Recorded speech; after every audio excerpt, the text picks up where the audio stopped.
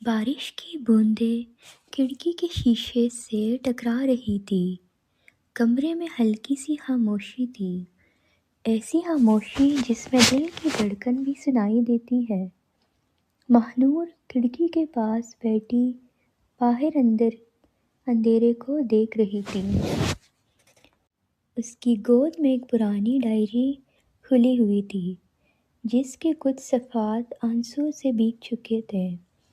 اچانک ٹک ٹک ٹک دروازے پر دستک ہوئی۔ اس کا دل زور سے دھڑکا۔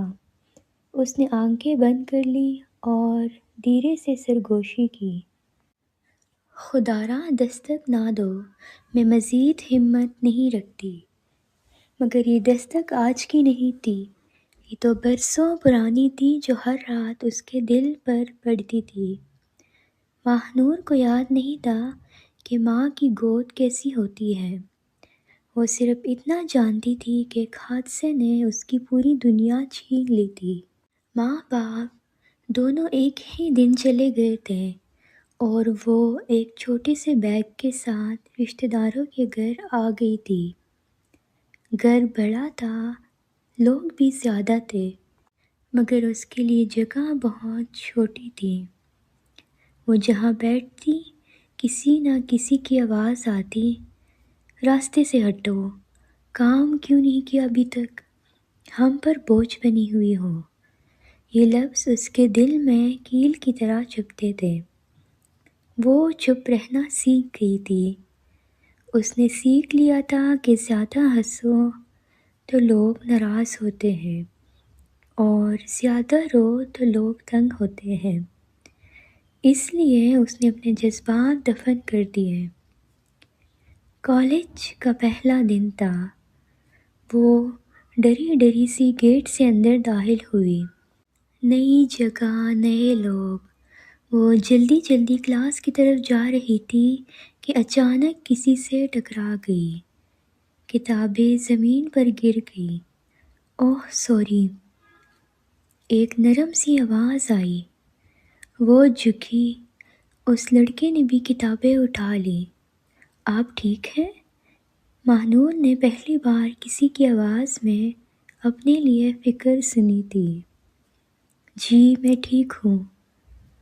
میں ارحم ہوں، اس نے ہلکی سی مسکراہٹ کے ساتھ کہا، اور نہ جانے کیوں اس دن کے بعد اسے کالج اتنا برا نہیں لگا۔ ارحم عجیب سا تھا۔ وہ چھوٹی چھوٹی باتوں کا خیال رکھتا تھا۔ اگر وہ چپ ہوتی تو پوچھتا، خیریت ہے، آج خاموش کیوں ہو؟ اگر وہ بیمار ہوتی تو دوائی لے آتا۔ اگر وہ اداس ہوتی تو مزاحیہ باتیں کر کے ہنسا دیتا۔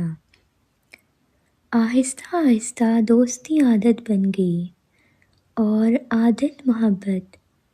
ماہنور کو پہلی بار لگا کہ شاید وہ بھی کسی کے لیے اہم ہے، شاید وہ بوجھ نہیں ہے۔ پارک کی بینچ پر بیٹھے دونوں مستقبل کی باتیں کر رہے تھے۔ میں ایک چھوٹا سا گھر لوں گا، ارحم بولا۔ اور؟ ماہنور نے پوچھا۔ اور اس میں تم ہوگی بس۔ ماہنور کا دل زور سے دھڑکا۔ کبھی چھوڑو گے تو نہیں؟ ارحم نے اس کا ہاتھ پکڑا۔ کبھی نہیں، وعدہ ہے۔ وہ وعدہ اس نے دل کی دیوار پہ لکھ دیا تھا۔ مگر زندگی کہانیوں جیسی آسان نہیں ہوتی۔ آہستہ آہستہ ارحم بدلنے لگا۔ پہلے روز بات ہوتی تھی، پھر 2 دن بعد، پھر ہفتے بعد، پھر بالکل نہیں۔ ماہنور ہر رات موبائل کو دیکھتی رہتی، شاید آج کال آ جائے، مگر خاموشی ہی ملتی۔ ایک دن اس نے خود کال کی، ارحم سب ٹھیک ہے نا؟ ہاں بس مصروف ہوں، بعد میں بات کرتا ہوں۔ اور فون بند۔ کالج میں دوست نے آ کر بتایا، تمہیں پتہ ہے ارحم کی منگنی ہو گئی ہے؟ مانور کے کانوں میں جیسے دھماکہ ہوا۔ کیا؟ ہاں، گھر والوں نے کر دی ہے۔ دنیا جیسے رک گئی، سانس لینا مشکل ہو گیا۔ وہ بارش میں اکیلی چلتی رہی، اور اس دن پہلی بار اسے سمجھ آیا، کچھ لوگ وعدے نہیں نبھاتے، صرف خواب دکھاتے ہیں۔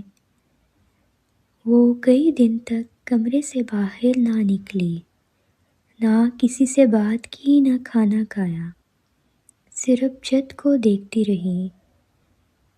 پھر ایک دن آئینے میں خود کو دیکھا، آنکھیں سوجی ہوئی، بال بکھرے ہوئے۔ اس نے خود سے کہا، کیا میں اسی لیے پیدا ہوئی ہوں، رونے کے لیے؟ اسی دن اس نے فیصلہ کیا، اب وہ کسی کے لیے نہیں روئے گی۔ وقت گزرتا گیا، اس نے پڑھائی مکمل کی، نوکری کی، اپنا چھوٹا سا فلیٹ لیا، اپنی دنیا خود بنائی۔ لوگ اسے مضبوط کہتے تھے، خود مختار کہتے تھے، مگر وہ جانتی تھی دل کے اندر ایک کمرہ ابھی بھی خالی ہے، جہاں کوئی دستک نہیں دے سکتا۔ اور پھر آج کی رات آئی، بارش، خاموشی، اور اچانک دروازے پر دستک۔ ماہنور، میں ارحم ہوں۔ اس کی سانس رک گئی۔ پلیز دروازہ کھولو، مجھے تم سے بات کرنی ہے۔ پرانے دن آنکھوں کے سامنے گھوم گئے، ہنسی، وعدے، خواب، اور پھر ٹوٹنا۔ وہ دروازے تک گئی، ہاتھ کنڈی پر رکھا، مگر پھر آہستہ سے ہاتھ ہٹا لیا۔ آنکھوں سے آنسو بہہ رہے تھے، مگر ہونٹوں پر مسکراہٹ تھی۔